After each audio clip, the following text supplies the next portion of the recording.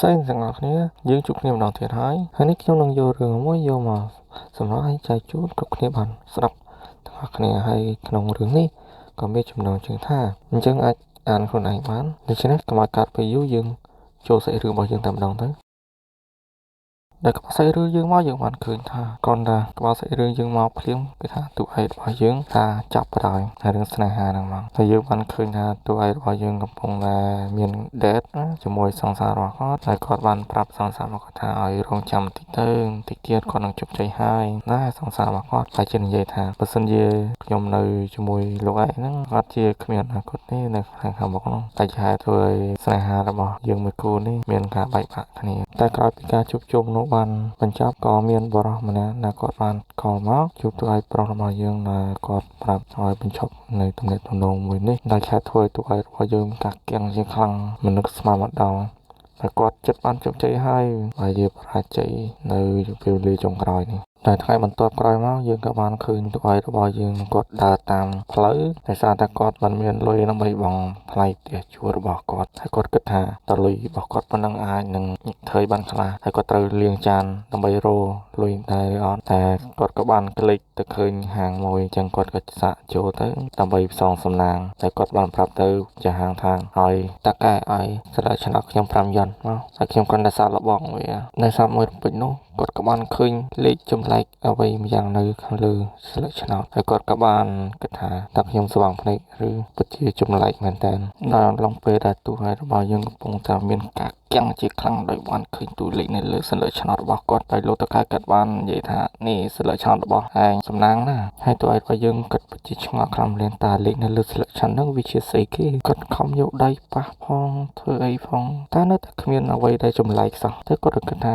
ខ្វល់ទេសំខាន់កោះឆ្នោតសិនហើយគាត់ក៏ចាប់តាមកោះឆ្នោតតែម្ដងតែស្ដាប់ទៅមើលពេញនោះគាត់ក៏ចាស់រង្វាន់ជាច្រើនទៅលើស្លឹកឆ្នោតទាំងនោះតែម្ចាស់ហាងគាត់ពិតជាឆ្ងល់ខ្លាំងមែនទែនតាក្មេងនេះមកពីណាហើយក៏សំណាងល្អម្ល៉េះរដំដែរមានណាគេសំណាងថានេះនៅតែបើយើងគាត់សាកកោះនៅលេខឆ្នោតដែរមាន%តិចជាងគេតែវាមិនទូបានអ្វីតែម្ចាស់ហាងគាត់លួងតែប្រាប់ថាវាមិនអីទេសំណាងវាមិនមែនចេះតែមកតែរហូតទេតែតើឲ្យបើយើងមិនឲ្យចាញ់ចិត្តម្ចាស់ហាងក៏បន្ថែមលុយដើម្បីទិញស្លឹកឆ្នោតបន្ថែមទៀតដោយម្ចាស់ហាងគាត់ថាអើយក្មេងនេះពិតជាឈាមរាវមែនចឹងហើយតបពីមួយសន្ទុះក្រោយមកម្ចាស់ហាងពិតជាមានការគាំងខ្លាំងទៅលើអាក្មេងមួយនេះពិតជាឈ្នះលុយបានច្រើនខ្លាំងមែនតើធ្វើឲ្យគាត់ខាតច្រើនខ្លាំងមែនតើហើយតើយើងបានគិតថាតាភាគរយហ្នឹងវាជាអ្វីពិតប្រាកដវាជាការល្អបើសិនជាយើងអាចដឹងមុនថាវានឹងទូបានប្រមាណតែអ្វីដែលគួរចាប់អារម្មណ៍នោះគឺថាយីរបស់យើងគឺគាត់អាចដឹងថាសន្លឹកមួយណាដែលមានភាគរយនៃការឈ្នះច្រើនជាងគេ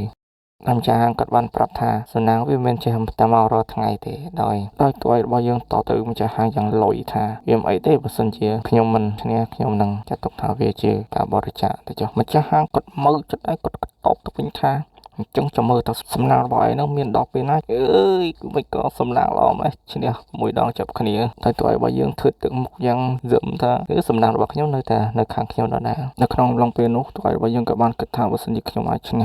50%តែក៏មិនដែរតែវាក៏បានលោតនៅភាគរយនៅពីលើសន្លឹកឆ្នោតហើយតើរបស់យើងក៏បានគិតថាអញ្ចឹងមានន័យថាវាផ្ដោតទៅលើសំណួរដែលខ្ញុំបានសួរហើយមិនអាចទៅរួចទេទើបបីខ្ញុំមិនចង់ខ្លាចជាអ្នកមានក៏ដោយតែរណាខ្ញុំអាចកែសំណួររបស់ខ្ញុំឲ្យសមស្របទៅតាមស្ថានភាពភាគរយដែលលោតចេញមកបង្ហាញវានឹងផ្លាស់ប្ដូរទៅតាមនឹងដែរតែនៅនេះខ្ញុំត្រូវតែបោកចាស់50កុំឲ្យកាត់មានការសង្ស័យចំពោះខ្ញុំដោយតើរបស់យើងគាត់បាននិយាយថាថ្ងៃនេះខ្ញុំពិតជាមិនអន់ទេសំណាងរបស់ខ្ញុំថ្ងៃនេះដើមចាងគាត់បានតបទៅវិញថាវាមិនអីទេសំណាងយើងមិនអាចមើលឃើញទេហើយតើរបស់យើងគាត់បានគិតថានឹងគឺជាវីតាមីនឬជាការពិតឬក៏ខ្ញុំខ្វល់ទេសំខាន់វាអាចប្រើការបានដើមតមកតើរបស់យើងគាត់បាននិយាយថាថ្ងៃនេះខ្ញុំដូចជាសំណាងដល់ហើយចឹងហើយខ្ញុំចង់បន្ថែម20សន្លឹកថែមទៀតម្ចាស់ហាងគាត់ក៏បាននិយាយមកវិញថាណែកូនគិតមើលច្បាស់សិនណាមុននឹងសម្រេចចិត្តប្រយ័ត្នស្ដាយក្រោយ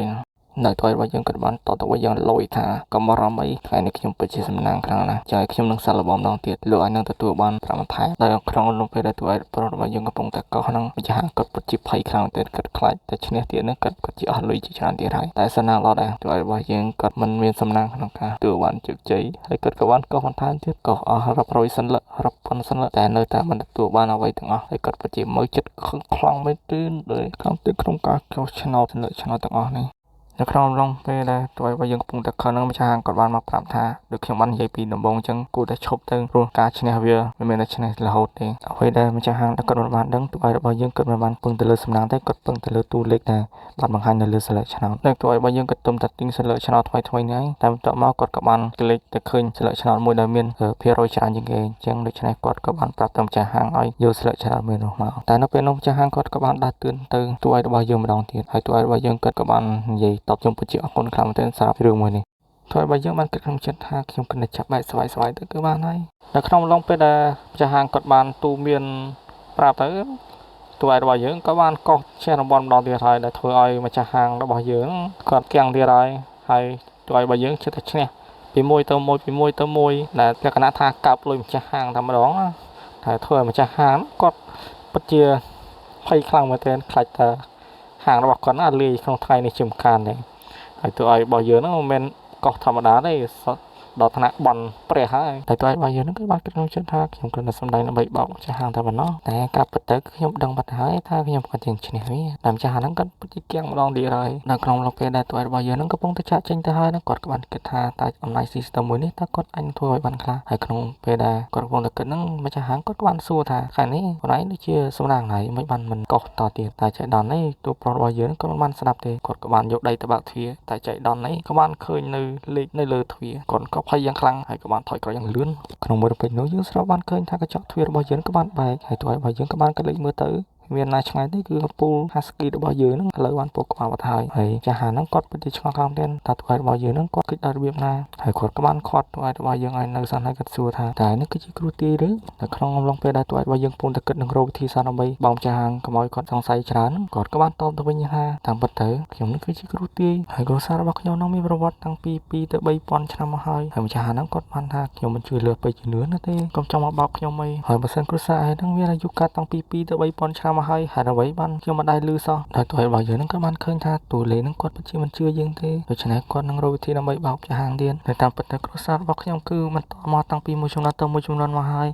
យគ្រួសាររបស់ខ្ញុំក៏មានអាកំបាំងដែរដូច្នេះខ្ញុំអាចប្រាប់អាកំបាំងទៅអ្នកក្រៅមកទេបើខ្ញុំប្រាប់ទៅព្រះគាត់ជាដាក់ទោសមកលើខ្ញុំតែក្នុងឡងពេលដែលទោះឲ្យរបស់យើងហ្នឹងកំពុងតែបោកចាស់ហាងហ្នឹងចាស់ហាងជួយយ៉ាងស្លងតែម្ដងថាវាជាការពិតលោកតាខាតាមពិតទៅអ្នកបានឃើញសមត្ថភាពទីរបស់ខ្ញុំហើយទៅលើការកោសឆ្នោតមកកន្លងមកដូច្នេះមូលហេតុដែលខ្ញុំបានបញ្ឈប់នឹងការកោសស្ដេចឆ្នោតដោយសារតែទេវតាគាត់បានប្រឆាំងនឹងខ្ញុំមិនឲ្យខ្ញុំធ្វើបន្តទៀតនោះទេបើមិនដូច្នោះទេប្រកាសជាមានគ្រោះថ្នាក់ជាមិនខានថងយ៉ាហ្នឹងគាត់បានតបថាអញ្ចឹងទៅខ្ញុំចិត្តតែឆ្ងល់ហេតុអ្វីបានឯនេះចិត្តតែដំណងតែរហូតតាមពិតទៅគឺបែបហ្នឹងសោះហើយចាស់ហ្នឹងគាត់ក៏បានសុំឲ្យទោះរបស់យើងនឹងជួយទាយឲ្យគាត់បន្តិចហើយទោះរបស់យើងនឹងគាត់ក៏បានគិតថានេះគឺជាឱកាសដ៏ល្អហើយដើម្បីសាឡបងស៊ីមួយនេះហើយគាត់ក៏បាននិយាយថារំលឹកវាចោលទៅការទូទាយនេះអាស្រ័យទៅលើពុបហេតុនិងផលនៅពេលដែលម្ចាស់គាត់បានស្ដាប់ទូរបស់យើងរៀបរាប់ហើយគាត់ក៏បានសូមឲ្យទូរបស់យើងនឹងជួយទាយឲ្យគាត់បន្តិចថាគាត់នឹងមានសំណាងបែបម៉េចនៅថ្មីនេះផ្ទះខ្ញុំនៅឯស្រុកគឺខ្ញុំបានរស់រើដូច្នេះខ្ញុំមិនដឹងទេថាពីគីម្ខាងទៀតគាត់ចង់បានប្រាក់ប៉ុន្មានហើយទូរបស់យើងក៏បានតបទៅវិញថាមិនអីទេតែកែគ្រាន់តែផ្ដល់នៅតម្លៃមួយដែលសមរម្យទៅគឺបានហើយនៅលោកតង្កាក៏បានប្រាប់ទទួលឲ្យរបស់យើងថាផ្ទះនោះគឺវាមានទំហំរាងធំណាស់គឺមានទំហំទៅដល់2ទៅ3ម៉ែត្រការ៉េហើយបើគិតទៅយ៉ាងតិច10 G ក្នុង1ម៉ែត្រការ៉េដែរក្នុងឡងពេលនោះទូឲ្យរបស់យើងកំពុងតែគិតថាគូទៅឲ្យប្រមាណទៅហើយគាត់ក៏បានគិតថា 4.5 គឺល្អផុតហើយអញ្ចឹងគាត់ក៏ប្រាប់ទៅចាស់ហាងតែម្ដងទៅថាឲ្យយក 4.5 ហ្មងទៅដល់ពេលដែលលោកតង្កាគាត់បានលឺបែបនោះហើយគាត់ពិតជាអរគុណខ្លាំងមែនទែនប៉ុន្តែរបស់យើងក៏បានប្រាប់បន្តទៀតថាតាមពិតទៅត្រូវ4លានគឺវាគ្រាន់តែហើយតែបើសិនយើងចរចាជាមួយគេទៅសុំគេទៅដល់ 4.5 លានឱកាសយើងអាចទទួលបានរហូតដល់ 80% ណាត់គេនឹងយកព្រមនឹងយើងហើយបើសិនជាយើងយកលើសពីនឹង%ដែរគេនឹងយកព្រមគឺវាតិចខ្លាំងមែនទែនហើយលោកតកាក៏បានសួរថាតើវាពិតដែរឬអត់ហើយថ្លៃរបស់យើងក៏បាននិយាយថាបើសិនជាមិនជឿខ្ញុំទេនៅពេល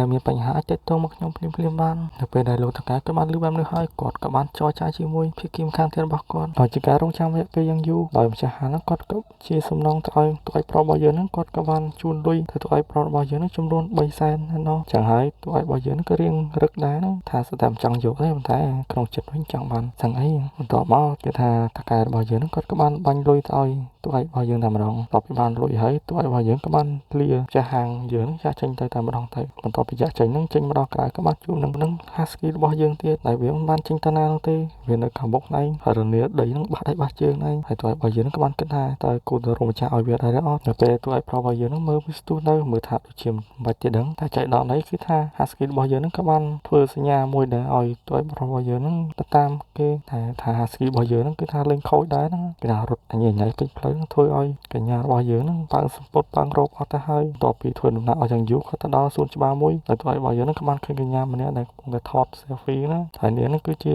ាម្ចាស់របស់ husky របស់យើងហ្នឹងឯងបន្ទាប់ពីនាងហ្នឹងបានកលេចទៅឃើញពីហើយនាងក៏បានគិតថាឆ្កែមួយនោះគឺស្តៀងនឹងឆ្កែរបស់នាងហ្នឹងណាតែតាមពិតទៅនាងមិនដឹងទេថាឆ្កែមួយនោះគឺជា husky របស់នាងហើយទូឯកប្រុសរបស់យើងក៏បានប្រាប់ទៅនាងថានេះហើយគឺជាឆ្កែរបស់នាងហ្នឹងតែកញ្ញារបស់យើងហ្នឹងនៅតែបដិសេធតែទូឯកយើងក៏បានបង្ហាញប្រាប់ហ្មងទៅថានេះឬជា husky របស់នាងឥឡូវទៅណាបាត់ទៅហើយតែមកនាងក៏បន្ទាប់ពីឃើញបែបហ្នឹងហើយនាងកញ្ញារបស់យើងហ្នឹងគឺពិតជាកាំងខ្លាំងមែនទែននាងក៏បានអរគុណទៅទូឯកប្រុសរបស់យើងហើយក៏សុំទូឯករបស់យើង add friend តែម្ដងទៅហើយទូឯករបស់យើងក៏មិនអង់យូរដែរទាញទូរស័ព្ទមក add ភ្លាមតែម្ដងហើយម្លងពេល add ហ្នឹងក៏បានឆែកមើលព័ត៌មានមួយចំនួនអំពីនាងដែរទូឯករបស់យើងហ្នឹងគឺថាពិតជា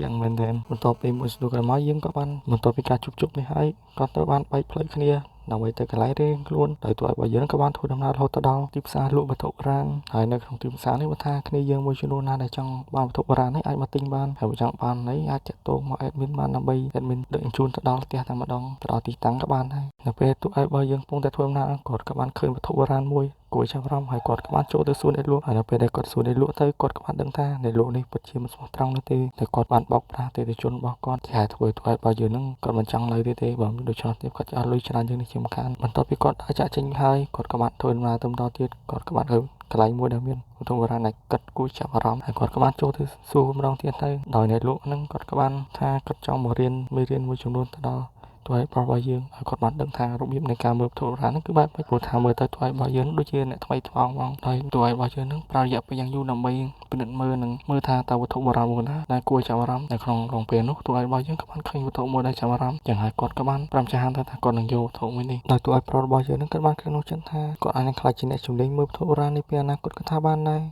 ដោយបន្តស្អីរឿងយើងមកយើងបានឃើញថាទូឯករបស់យើងហ្នឹងតពីបានជ្រើសរើសឲ្យលោកតកែពេជ្រឆ្ងល់ខ្លាំងទៀតហើយដោយបានគាត់ហ្នឹងទៅជ្រើសរើសរបស់តែចាស់បែបហ្នឹងទៅវិញដែលចាស់ដែលធ្វើលោកតកែរបស់យើងហ្នឹងវាបានការឡើងថ្លៃខ្លាំងទៀតដោយសារតែគាត់ហ្នឹងយករបស់រៀងចាស់ពេកដូច្នេះលោកតកែក៏បានបរៀនទីខ្លះទៅឲ្យទូឯករបស់យើងបានទាំងដើម្បីយើងហ្នឹងអាចមើលទូរ៉ាហ្នឹងបានច្បាស់ហើយនឹងមានគុណភាពល្អហ្នឹងយើងគួរតែមាននិស្ស័យជាមួយវានិងមានចំណូលចិត្តទៅលើវាផងដែរហើយមើលទូឯករបស់យើងទៅដូចជាមានចំណាប់អារម្មណ៍ទៅលើវាខ្លះៗដែរតមកលោកតកែក៏បានប្រាប់តម្លៃពីធនហ្នឹងគឺតម្លៃ 50,000 យន់ដូច្នេះទូឯករបស់យើងគាត់ក៏បានគិតហ្មងទៅថាលោកតកែម្នាក់នេះពិតជាថ្លៃមែនទេគាត់ប្រមាណព្យាយាមដើម្បីតម្លើងថ្លៃមែនទេតែបែរជាមកបង្រៀនគាត់ទៅវិញហើយទូឯករបស់យើងហ្នឹងគាត់បានគិតម្ដងទៀតថាមើលទៅលោកតកែម្នាក់នេះប្រហែលជាគាត់មិនដឹងទេថាធុបុរាណរបស់គាត់ហ្នឹងគឺមានតម្លៃរហូតដល់កន្លះលានហើយណោះទូឯករបស់យើងហ្នឹងគាត់បានប្រាប់ទៅលោកតកែថាការទិញធុបុរាណហ្នឹងគ្រាន់តែជាចំណាប់អារម្មណ៍តែម្ដងហើយបើថាសម្លេងរបស់វាមើលទៅល្អមែនតែមានចំណាប់អារម្មណ៍ជាមួយវាទេតែចំណែកឯបេងសម្រិតមួយនេះវិញខ្ញុំពិតជាចាប់អារម្មណ៍វាខ្លាំងណាស់ដោយឆ្លងថៃបេងសម្រិតមួយនេះគឺមានតម្លៃ 8,000 យន់ហើយណោះហើយវាហ្នឹងគឺមិនសូវថ្លៃប្រហែលទេតែអ្នកគិតយ៉ាងម៉េចដែរតពីហ្នឹងមកគឺថាទូឯករបស់យើងគាត់បានគិតថា 3,000 យន់មើលទៅដូចជាមិនសូវថ្លៃទេហើយលោកតកែរបស់យើងហ្នឹងហើយគាត់បានដឹងនេះថាវត្ថុមួយនេះគឺមានតម្លៃខ្លាំងណាស់រហូតដល់កន្លះលានហើយណោះហើយទូឯករបស់យើងហ្នឹងក៏បានគិតថាបើសិនជាវត្ថុមួយណាដែលបានលាក់បានហ្នឹងគាត់នឹងប្រមូលតែខ្ទេចគ្មានឲ្យសល់ស្មីមួយទេហើយរបស់យើងបានប្រាប់ទៅលោកតកែថាតម្លៃ 8,000 យន់ហ្នឹងពិតជាថ្លៃខ្លាំងមែនទែនចឹងហើយគួរតែបញ្ចុះខ្លះទៅលោកតកែហ្នឹងក៏បានថាតម្លៃមួយនេះគឺវាមិនសូវថ្លៃទេដោយសារតែខ្ញុំមើលទៅដូចជាខ្ញុំមាននិស្ស័យជាមួយអ្នកដូច្នេះអ្នកអាចដាក់តម្លៃឲ្យខ្ញុំបានទូឯកប្រុសរបស់យើងក៏បានលឺហើយគាត់ក៏បានដាក់តម្លៃឲ្យភ្លាមតាមនោះគឺតម្លៃ 2,000 យន់ធ្វើឲ្យលោកតកែរបស់យើងហ្នឹងគាត់ពិតជាបាច់សាកស្រាយដោយសារតម្លៃមួយនេះមើលទៅដូចជារៀងទាបបន្តិចហើយគាត់នឹងបានប្រាប់ទៅទូឯកប្រុសរបស់យើងថាការពីម្សិលមិញគឺមាននារីម្នាក់ហ្នឹងគាត់បានមកទិញវត្ថុមួយនេះដែរដែលគេឲ្យតម្លៃរហូតដល់ 8,000 យន់ហើយណោះបន្ទាប់ពីការសម្ដែងបានបញ្ចប់មិនថាលោកតកែឬក៏ទូឯករបស់យើងទេគឺបានគិតក្នុងចិត្តដូចគ្នាបន្ទាប់ពីទូឯកប្រុសរបស់យើងបានដើរចេញទៅឆ្ងាយហើយលោកតកែក៏បាននិយាយជាមួយអ្នកលក់ចិត្តខាងរបស់គាត់ដែលថាម្សិលមិញហ្នឹងមាននារីម្នាក់គាត់បានឲ្យតម្លៃទៅដល់ 9,000 យន់ហើយថ្ងៃនេះទូឯករបស់យើងបានទិញក្នុងតម្លៃ 2,000 យន់មើលទៅការលក់វត្ថុបុរាណមួយនេះពិតជាងាយស្រួលលក់ខ្លាំងមែនទែនដោយលោកតកែអាខៀវនោះគាត់បានប្រាប់ថាតើអ្នកហ្នឹងនិយាយពីអ្វីនោះលោកតកែនោះមិនមែនជានារីម្នាក់ដែរបានមកទិញពេញសម្រិតកាពីម្សិលមិញទេពេញស្អីម្នាក់នោះនាងឯងនឹងរករឿងជាមួយអ្នកដែលលោកតកែរបស់យើងគាត់បាននិយាយថាគាត់មិនខ្វល់ទេ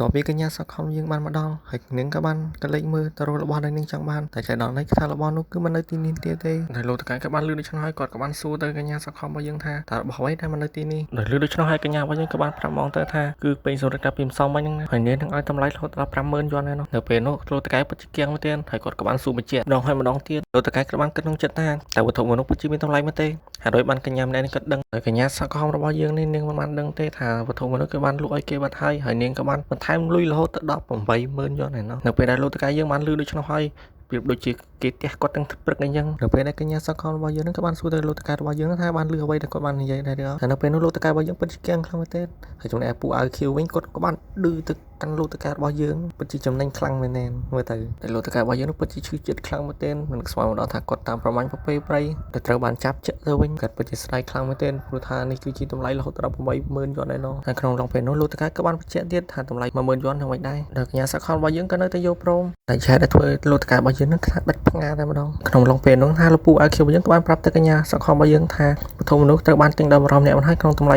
2000 យន់កញ្ញាសកលរបស់យើងនឹងបានលឺឆ្លើយគាត់បានសួរទៅលោកតកែមកហេតុអ្វីបានលូកទៅអីគេហើយលោកតកែរបស់យើងនឹងក៏បានប្រាប់មកវិញថាឲ្យចាំបានផ្លេតទៅគាត់នឹងត្រឡប់មកវិញលើហើយក្នុងឡងពេលដែលលោកតកែនិងកញ្ញារបស់យើងកំពុងតែនិយាយគ្នាយើងក៏បានលឺសំឡេងនៃការដេញថ្លៃបើខៀវនឹងក៏បានប្រាប់ទៅលោកតកែរបស់យើងថាម្នាក់នោះមិនមែនជាអ្នកដែលបានទិញមិញទេហើយពេលដែលតួឯរបស់យើងនឹងកំពុងតែដាក់ដេញថ្លៃនៅកណ្ដាលផ្សារក៏មានព្រឹទ្ធាចារ្យម្នាក់គាត់បានដាក់តម្លៃរហូតទៅដល់ 400,000 យន់ណោះតែតួឯរបស់យើងនៅតែមិនយល់ព្រមដូច្នេះព្រឹទ្ធាចារ្យរបស់យើងក៏បានសួរទៅតួឯរបស់យើងថាចង់ស្ដាប់តម្លៃចេញពីមាត់របស់នាងហើយប្រុសរបស់យើងនឹងក៏បាននិយាយថ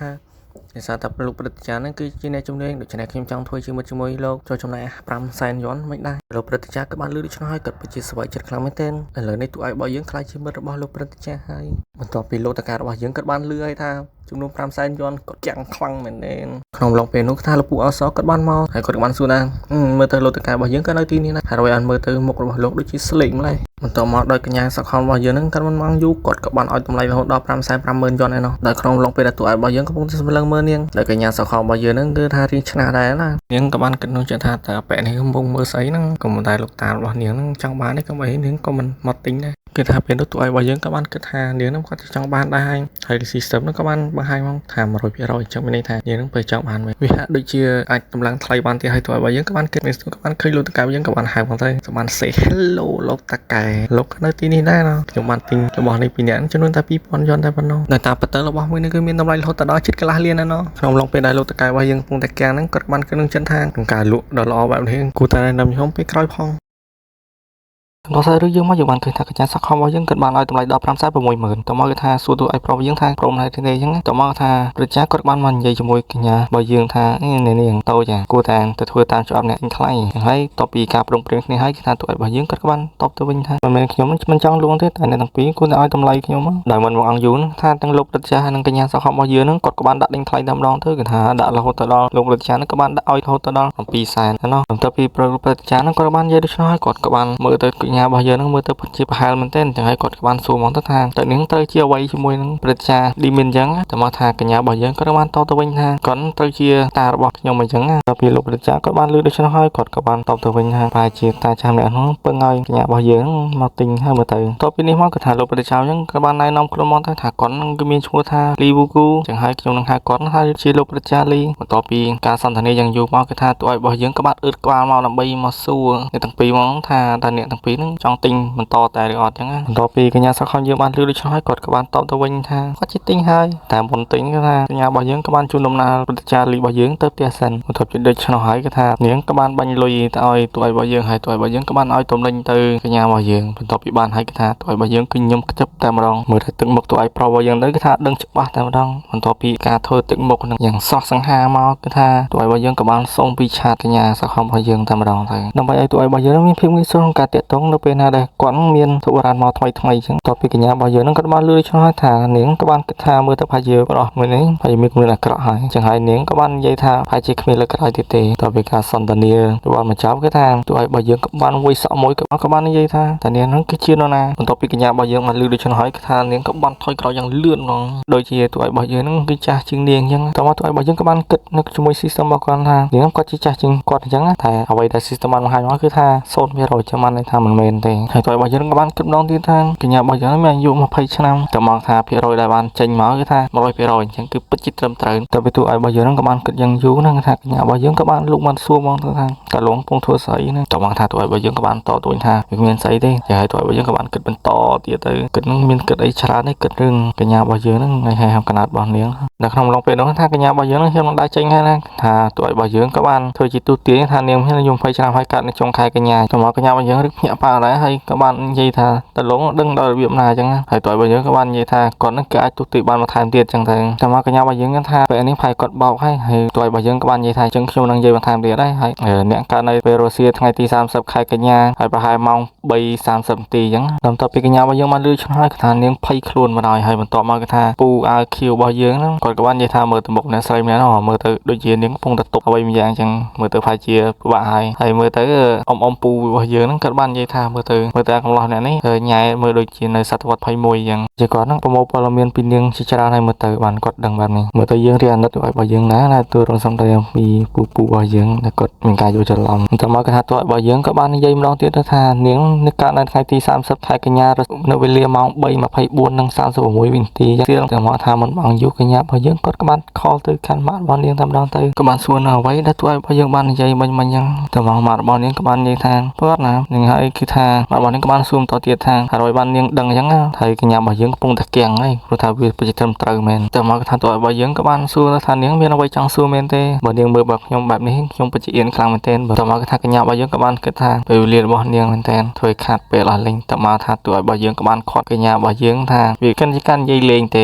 េតែកញ្ញារបស់យើងក៏បានតទៅវិញថានិយាយលេងទៅបើវាត្រឹមត្រូវទាំងអស់ហ្នឹងមើលតែការទីរបស់លោកនេះពិតជាទីចេញមកដឹងនៅក្នុងឡងពេលដែលកញ្ញារបស់យើងពងតែខឹងណាទូរបស់យើងក៏បានគិតក្នុងចិត្តថាទោះបីនាងខឹងក៏ដោយក៏នៅតែសោះស្អាតដែរហើយទូរបស់យើងក៏បាននិយាយថាភ្លេចវិចារទៅមិននិយាយលេងទេហើយខ្ញុំនឹងក៏អាចប្រាប់បន្ថែមទៀតបានដែរតែកញ្ញារបស់យើងនៅតែមិនជឿចឹងហើយទូរបស់យើងក៏បានសម្ដែងរឹកតែម្ដងទៅធ្វើជាគ្រូទាយតែបាននិយាយថាកញ្ញាមិនមែនគ្រូទាយទាំងអស់សុទ្ធតែខំទេតែអ្នកមិនបានឃើញអ្វីដែលខ្ញុំបានទូទាយមិញទេឬហើយគេថាកញ្ញារបស់យើងគឺបានឲ្យទូរបស់យើងបិទមាត់ហើយទូរបស់យើងក៏បានធ្លុយមាត់និយាយថានាងមិនទាន់មានសង្សារទេហើយកញ្ញារបស់យើងក៏បានខឹងហើយក៏បានច្រឡប់ទៅទូរបស់យើងថាតែនាងកំពុងធ្វើស្អីហ្នឹងក៏នៅចិត្តខ្ញុំចឹងហើយរកវាយទូរបស់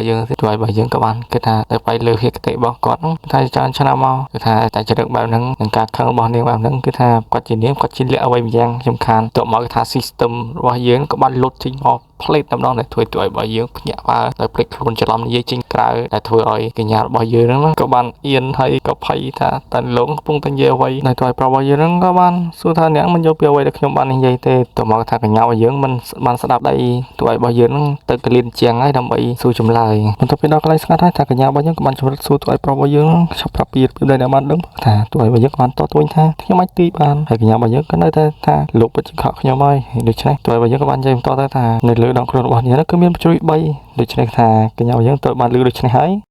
ទីបំផុតគឺថាតើរបស់យើងគឺទទួលបានវីឆារបស់កញ្ញាសង្ហរបស់យើងហើយតែមើលទៅមុខកញ្ញារបស់យើងទៅកំពុងគៀងហើយតែរបស់យើងក៏បាននិយាយថាបើសិនជាគាត់មានរឿងអីសំខាន់នេះគាត់នឹងប្រាប់ថាហើយបើសិនជានាងត្រូវការមកជួបគាត់អីក៏បានដែរគាត់នឹងស្វាគមន៍យើងនេះតមកគឺថាតើរបស់យើងក៏បានចាក់ចេញទៅហើយម្ដងពេលធ្វើដំណើរតាមផ្លូវហ្នឹងគាត់ក៏បានឃើញព្រឹទ្ធាចារ្យលីហ្នឹងកំពុងតែតាក់ទងទៅកាន់នរណាម្នាក់ហើយគាត់ហ្នឹងក៏ឈរស្ដាប់មួយស្ទុះគាត់បានដឹងថាគាត់ហ្នឹងកំពុងតាក់ទងទៅកាន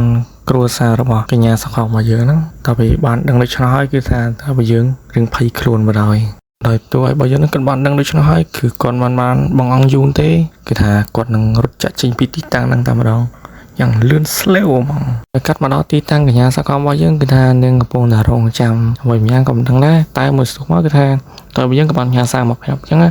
បើសិនជានាងចង់ដឹងគួរថាបង់ថ្លៃស្វាទិញទួចថ្មនាងក៏យកព្រមតែមុនយកព្រមថានាងបានចេញមកក្រៅដើម្បីរមើលតើតើរបស់យើងចេញតាណាអញ្ចឹងតែសារគាត់ទៅចេញថ្មីទេតែមកតើរបស់យើងក៏បានប្រាប់ទៅថាតិចទៀតមានអ្នកទេមកអញ្ចឹងនៅពេលដែលតើរបស់យើងកំពុងតែផ្ញើសារទៅឲ្យកញ្ញារបស់យើងបានដឹងគឺថាគាត់បានទៅណាឆ្ងាយទេគាត់នៅម្ខាងទៀតហ្នឹងតែមើលស្ទុះឡើងគឺថាទូរស័ព្ទរបស់កញ្ញារបស់យើងក៏បានរលឡើងដោយមានណាឆ្ងាយទេមកទៅគឺថាអ្នកផ្ទះរបស់នាងក៏ឲ្យនាងត្រឡប់ទៅផ្ទះវិញអញ្ចឹងព្រោះថាមានកិច្ចការសំខាន់នៅពេលនោះគឺថាតើរបស់យើងកំពុងតែពិបាកចិត្តពីកញ្ញារបស់យើងណាព្រោះថាមើលទៅកញ្ញារបស់យើងប្រហែលជាពិបាកខ្លាំងតែមិនមើលទឹកមុខឯងគឺថាកំពុងតែស្បែកចិត្តលើកកំណត់ទុករបស់អ្នកដទៃហើយកំពុងតែស្បែកសៗនោះស្រាប់តែទូរស័ព្ទមានអ្នក call មកវិធ្លាក់ទូរស័ព្ទសោះកំពុងតែអត់លុយផងមានណា មានណាឆ្ងាយទេគឺម្ដាយរបស់គាត់នេះខលមកព្រោះថាគាត់បានណាត់នៅស្រីម្នាក់អញ្ចឹងឲ្យទោះឲ្យបើយើងតែទោះឲ្យបើយើងក៏បានប៉ាសែតតែប៉ាសែតយ៉ាងណាក៏ត្រូវតែទៅដែរស្ទុះក្រោយមកយើងបានឃើញតើបើយើងហ្នឹងកាន់កំពុងថាអង្គុយផឹកកាហ្វេយ៉ាងឆ្ងាញ់ហ្មងនៅរេស្តូរ៉ង់តែគាត់ហ្នឹងបានមើលរូបភាពកញ្ញាដែលហើយបើគាត់បានណាត់ឲ្យអញ្ចឹងក្នុងឡងពេលដែលតើបើយើងហ្នឹងកំពុងតែមើលរូបស្រាប់តែកញ្ញាសខមហើយនឹងនោះស្អីដែរម្ដាយរបស់គាត់បានណាត់ហ្នឹងបានមកដល់តែម្ដងហើយនៅពេលទោះឲ្យបើយើងបានឃើញដូច្នោះហើយគឺថាគាត់ភ័យបដ ாய் រួមមិញហ្នឹងគាត់ទៅធ្វើបាបកញ្ញារបស់យើងហើយឥឡូវមកជួបទៀតស្រួលនាងឯងមកវាយកាត់នឹងកន្លែងគាត់ថាបានដែរពេលដែលកញ្ញារបស់យើងពងតែទះជាមួយអង្គស្រីរបស់នាងណាក៏បានកលិចឃើញទៅឲ្យបើយើងហើយទៅឲ្យបើយើងភ័យបដ ாய் ពេលអញ្ចឹងមើលតែទឹកមុខក៏ដឹងណាកែវខាតើមកគឺថាបងស្រីកញ្ញាសង្ឃមរបស់យើងហ្នឹងក៏បានមកទៅទះជាមួយទៅឲ្យបើយើងទៅហើយក៏បានឯនៅខ្លួននាងមិនឈ្មោះថាមួយតែមើលទៅលោកហ្នឹងគឺមិនអន់ទេដូច្នេះគឺថាយើងតាក់ទងគ្នាតែម្ដងទៅតែមកថាទៅឲ្យយើងគ្រឿងគៀងបដ ாய் ថាកញ្ញារបស់យើងលេងឆៅអញ្ចឹងហើយមិនមែនថាទៅឲ្យបើយើងគៀងទេមនុស្សជុំវិញខ្លួនហ្នឹងថាគៀងរយពេលអញ្ចឹងពីកញ្ញារបស់យើងបាននិយាយនេះឆាយនឹងក៏បានសួរទៅឲ្យបើយើងថាតើមានបញ្ហាអីតែទៅឲ្យបើយើងគាត់ថាមិនអីទេវាដល់ណានៅពេលនោះគាត់ថាទៅឲ្យបើយើងពងតែគិតក្នុងចិត្តណាមើលទៅដូចជាមិនសូវស្រួលសោះពីកញ្ញារបស់យើងហ្នឹងក៏មកសឹបដោយនាងហ្នឹងគឺបាននិយាយលេងទេពេលហ្នឹងគាត់ថាទៅឲ្យបើយើងបានគិតថាមើលទៅប្រហែលជាមិនស្កាប់ពិតទេហ្នឹងតែមកថាកញ្ញារបស់យើងអត់មាននិយាយច្រើនទេហក់ទៅចិត្តទៅឲ្យបើយើងតែម្ដងទៅចិត្តឲ្យគាត់ថានាំទៅឲ្យបើយើងទៅជួបពុកម្ដាយក្មេងរបស់នាងតែម្ដងហើយទៅឲ្យបើយើងហ្នឹងបានគិតថាមើលទៅកញ្ញារបស់យើងពិតជាខូចមែនទែនដល់យកគាត់ហ្នឹងធ្វើជាការទោះបីជាគាត់ហ្នឹងអាចទាញយកផលប្រយោជន៍ពីវាបានក៏ដោយតែដូចជាមិនសូវស្រួលក្នុងចិត្តដល់សោះព្រោះតែគាត់នោះមិនចូលចិត្តណាគេមិនគ្រប់គ្រងគាត់ដោយគ្មានហេតុផលដូច្នេះទេហើយសំខាន់ខ្លាំងនេះមិនបាននិយាយអ្វីសោះជាហេតុដែលធ្វើឲ្យគាត់នឹងមិនអាចទាយដឹងថាវានឹងមានរឿងអ្វីកើតឡើងបន្ទាប់មកគឺថាកញ្ញារបស់យើងក៏បានសួរទៅឲ្យរបស់យើងហ្នឹងថាតើទៅដែរអត់ចឹងណាទៅឲ្យរបស់យើងក៏បានគិតក្នុងចិត្តថាតើនាងនឹងពិតជានាំខ្ញុំទៅមែនឬតែមក system បាន load មកគឺ 100% អញ្ចឹងមិននិយាយច្រើនទេគេទៅដែរមើលទៅកញ្ញារបស់យើងមិនយកទៅឲ្យរបស់យើងធ្វើជាខែលទេហើយនាងហ្នឹងក៏រមមិត្តប្រុសដើម្បីឲ្យពុកម្ដាយហ្នឹងសប្បាយចិត្តផងដែរទៅវាបានគិតដូច្នោះហើយថា system ក៏បានបុកដល់ក្នុងទូឲ្យរបស់យើងដូច្នេះហើយថាទូឲ្យរបស់យើងហ្នឹងក៏ចង់ប៉ាសែតដែរតែកញ្ញារបស់យើងហ្នឹងក៏បានត្រៀមទុកមុនហើយទូឲ្យរបស់យើងហ្នឹងអាចប៉ាសែតបានដូច្នេះគេថាត្រៀមផុតយើងបានមកដល់ផ្ទះកញ្ញារបស់យើងហើយដោយមានការចរចាគ្នាយ៉ាងយូរមកតែមិនបងយូរទេថាកញ្ញារបស់យើងក៏បានស្រ័យសួរមកទៅណាមានអ្នកនៅផ្ទះអញ្ចឹងពេលនោះគឺថាម្ដាយរបស់នាងហ្នឹងក៏បានចេញមកទាំងខឹងតែម្ដងហើយបានសួរថាណាមិត្តរបស់នាងណាបើមិនគ្មានទេចេញតែក្រៅអត់ឲ្យចូលទេតែមកថាកញ្ញារបស់យើងក៏បានណែនាំទៅថានេះគឺជាមិត្តប្រុសរបស់ខ្ញុំណាគាត់មានឈ្មោះថាបៃវូហើយមើលតែទឹកមុខឲ្យយើងទៅក៏ផាញ់ស្ទើរដែរគាត់ថាម្ដាយរបស់កញ្ញារបស់យើងហ្នឹងកាចដល់កតែរបស់យើងក៏បានក្រៀមចិត្តថាតើគាត់គួរធ្វើអ្វីបន្តទៀតអញ្ចឹងតែម្ដាយកញ្ញារបស់យើងហ្នឹងបាន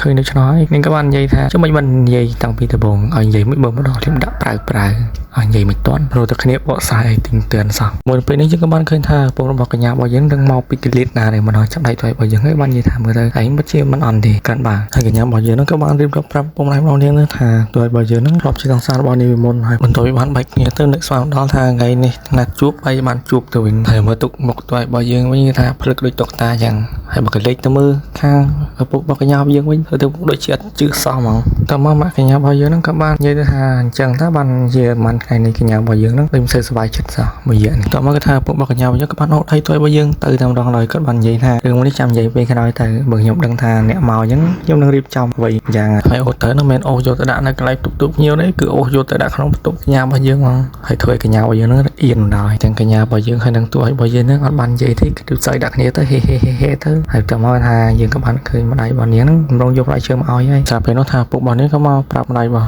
ញ៉ាំយើងថាក៏រំខានក្តីសុខរបស់គេអញ្ចឹងណាអញ្ចឹងតាមស្រួលទៅបាទតទៀតចុះកញ្ញារបស់យើងហ្នឹងនិយាយទាំងមុខអៀនទៅកាន់ទួឲ្យប្រុសរបស់យើងថាមើលទៅពុកម្ដាយរបស់នាងរំភើបបន្តិចហើយដែលខ្ញុំហ្នឹងនាំមិត្តប្រុសមកជាលើកដំបូងតែមកថាទួឲ្យយើងក៏បាននិយាយថាត្រូវឲ្យជាលើកទី1ដែលខ្ញុំបានមកលេងហ្នឹងរំលងពេលដែលកញ្ញាហើយនឹងទួឲ្យរបស់យើងពងតែសន្ទនាគ្នាហ្នឹងយើងក៏បានឃើញថាពុកម្ដាយរបស់កញ្ញារបស់យើងក៏បានមកលបស្រាប់ហើយលោកស្រាប់ហ្នឹងតើបានដឹងរឿងអីផងស្អីរឿងយើងចប់បាត់ដល់យើងបានឃើញថាឪពុករបស់កញ្ញារបស់យើងនឹងគាត់ក៏បានលបស្រាវការហ្នឹងគាត់ក៏បានពោលថាជនអ្នកហ្នឹងក្នុងអីក៏ស្ងាត់ល្អម្ល៉េះដល់គាត់មកផ្ដល់ឱកាសឲ្យហើយណាពីម្ដាយកញ្ញារបស់យើងបានលឺឆ្លោះហើយគាត់ក៏បានសួរទៅឪពុករបស់កញ្ញារបស់យើងថាជនអ្នកហ្នឹងមិនខ្លាចគាត់ជាមនុស្សក្រក់ទេតែធ្វើបាបយារបស់យើងតើមកឪពុករបស់កញ្ញារបស់យើងក៏បាននិយាយថាកុំលឺបានវិញនឹងក្នុងលឺល្អហើយមិនភ័យទេតែហ៊ានហ្នឹងប្រកាសជាត្រូវហើយឥឡូវយើងទៅកលេចមើលអ្នកនៅក្នុងបន្ទប់វិញហើយយើងបានឃើញថាតើប្រាប់របស់យើងគាត់បានយល់ច្រឡំរឿងទាំងអស់ដូច្នេះហើយគាត់នឹងដោះស្រាយជាមួយកញ្ញារបស់យើងឲ្យចាប់ ខ្លាចតែម្ដងបន្ទាប់មកគឺថាតើបើយើងក៏បានហៅកញ្ញារបស់យើងទៅតែកញ្ញារបស់យើងគឺថានាងភ័យពេកក៏ថយទៅក្រោយតែបើយើងបានប្រាប់ថាយើងគួរតែអង្គុយនិយាយគ្នាវិញទៅវាស្រួលជាងដល់កញ្ញារបស់យើងនឹងបានសុំទៅរបស់យើងនឹងនាងត្រូវការពេលវេលាថាទៀតដើម្បីធ្វើឲ្យទំនាក់ទំនងរបស់យើងទាំងពីរនឹងមានការស៊ីចង្វាក់គ្នាចឹងបន្ទាប់ទៅរបស់យើងក៏បានលឺដូច្នោះហើយគាត់ក៏បានថាខ្ញុំបច្ចុប្បន្នចិត្តខ្លាំងមែនទែនបើសិនជានាងនៅតែភ័យបែបនេះខ្ញុំនឹងនៅឆ្ងាយពីនាងវិញបន្ទាប់មកកញ្ញារបស់យើងក៏បានថានាងនឹងជាយាមសម្រាប់ខ្លួនឲ្យបានល្អជាងមុនហើយរបស់យើងនឹងក៏បានគ្រឿងចិត្តថាមើលទៅនាងបិសាសាខ្លាំងតែខ្ញុំពិតចង់បាននាងធ្វើជារបស់ខ្ញុំនិយាយទៅឲ្យរបស់យើងចង់បានគេដែរបានគិតចិត្តតែថាមុនក្រៅវាគ្មានទេហើយក៏បានគិតថាជុំបើនាងមិនស្ដាប់ខ្ញុំស៊ីសឹមក៏បានលោតចេញមក80%ជុំបើអោបនាងវិញ76%ជុំបើថើបវិញ59%តើរបស់យើងនឹងក៏បានគិតថាជុំបើនាងចាប់ដើមមុនដល់មិនដែរល្អហេតែខ្ញុំមិនសូវល្អសោះចឹងហើយតើរបស់យើងក៏ម្ដងទៅចាប់ដៃកញ្ញារបស់យើងតែចែកដល់នេះក៏ជពុបជើងគាត់ឯងដួលកាប់មុខធ្វើឲ្យខ្មាស់គេមិនស្ទើរទេនៅពេលហ្នឹងក៏បានបង្កជាសម្លេងរំខានយ៉ាងខ្លាំងដែលធ្វើឲ្យឪពុករបស់កញ្ញារបស់យើងក៏បានទីងកំបិតចេញមកបើកទ្វារសួរថាមានរឿងអីបន្ទាប់ពីឃើញដូច្នោះហើយកញ្ញារបស់យើងក៏បានសួរទៅឪពុករបស់នាងថាមានបញ្ហាអីចឹងឬទៅម្ដាយរបស់នាងក៏បាននិយាយថាម្ដាយទេគឺថាឪពុករបស់កញ្ញារបស់យើងហ្នឹងមានការយល់ច្រឡំភាពផ្ទៃទួយធ្វើឲ្យរបស់យើងបានឃើញដូច្នោះគាត់ក៏បានគិតថាមើលទៅនេះរបស់មែនតែនតាមិនទៅហើយគាត់ហ្នឹងមិនជឿខ្ញុំទេថាខ្ញុំហ្នឹងគឺជាមិត្តប្រុសរបស់កញ្ញារបស់យើងទៅពីម្ដងក្រោយហើយថាម្ដាយកញ្ញាខ្ញុំក៏ដាក់មកដីចុងក៏ដល់គាត់ឪពុករបស់កញ្ញារបស់យើងក៏បានថាមើលទៅលោកនោះក៏បានធ្វើឲ្យរបស់យើងភ័យហើយតែឪពុកកញ្ញាយើងក៏បានពោលថាមកពីកូនស្រីរបស់យើងហ្នឹងគឺស្រស់ស្អាតពេកហើយខ្ញុំខ្លាចពេកហ្នឹងធ្វើបាបនាងដល់យើងក្លេចទៅមើលទៅឲ្យរបស់យើងវិញគាត់ក៏បានគិតថាមើលទៅគាត់ត្រូវបានគេបង្ខំឲ្យមកធ្វើជាមិត្តប្រុសដែលគ្មានហេតុផលហ្មងហើយសើតែឪពុករបស់កញ្ញារបស់យើងទីងក្បិតដេញកាប់តែម្ដងមកទៅឲ្យរបស់យើងក៏បាននិយាយជាមួយកញ្ញាយើងថាយើងគួរតែនិយាយរឿងនេះទាំងមូលសារឡើងហ្នឹងវិញហើយកញ្ញារបស់យើងហ្នឹងក៏បានសួរទៅឲ្យរបស់យើងថាតើលោកនោះពិតចង់បកក្រោយទៅវិញមែនទេបន្ទាប់មកទៅឲ្យរបស់យើងក៏បាននិយាយថាតើអ្នកហ្នឹងពិតជាគិតទេថារឿងនេះអាចលាក់ពុកដៃរបស់នាងបានហើយវិធីដែលល្អបំផុតនោះគឺថាយើងគួរតែនិយាយជាមួយគាត់ឲ្យស្មោះត្រង់តែម្ដងបន្ទាប់ចុះឲ្យទៅឲ្យរបស់យើងក៏បាន